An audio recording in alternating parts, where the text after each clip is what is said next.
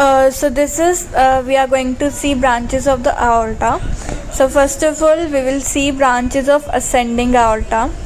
Ascending aorta arises from the left ventricle at the level of aortic valve. It has two swellings known as aortic sinus, and from this aortic sinus arises two coronary artery, left and right respectively.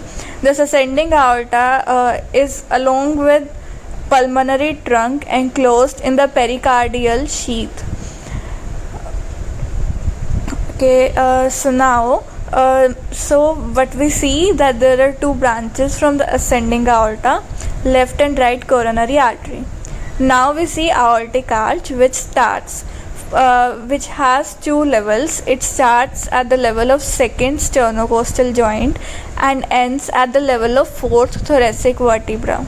It has three branches, namely on the right side brachiocephalic trunk, and on the left side left common carotid artery and left subclavian artery.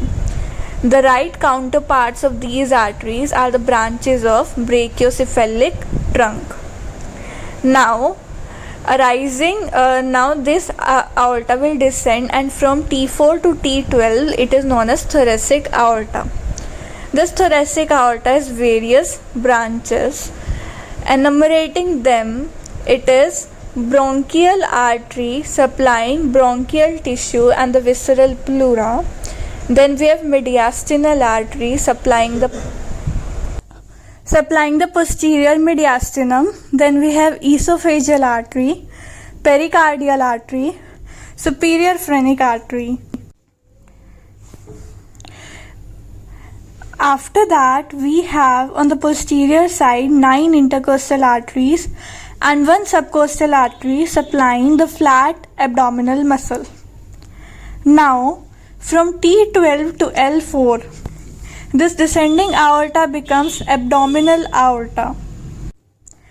This gives various branches. Anteriorly, it gives two branches, celiac artery or celiac trunk, superior mesenteric artery and inferior mesenteric artery. On the lateral side, it gives four branches, inferior phrenic artery, middle suprarenal artery, renal artery, testicular or ovarian artery. Posteriorly, there are four lumbar branches and one sacral artery. Now it terminally divides into two common iliac arteries. Now let's see the clinical application. First of all, we will see that pulmonary trunk is attached to the arch of aorta by ligamentum arteriosum, which is remain of fetal ductus arteriosus. The condition is coarctation of aorta, in which means narrowing of vessels, and it usually occurs at the insertion of ligamentum arteriosus. So it will increase the afterload.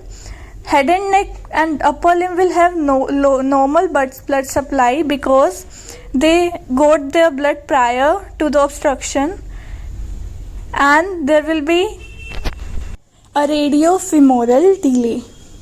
The next condition is aortic aneurysm, which is dilation of artery to 1.5 times its original size, and commonly it involves abdominal artery.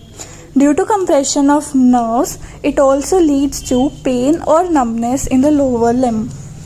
So this was about branches of aorta, main branches of aorta.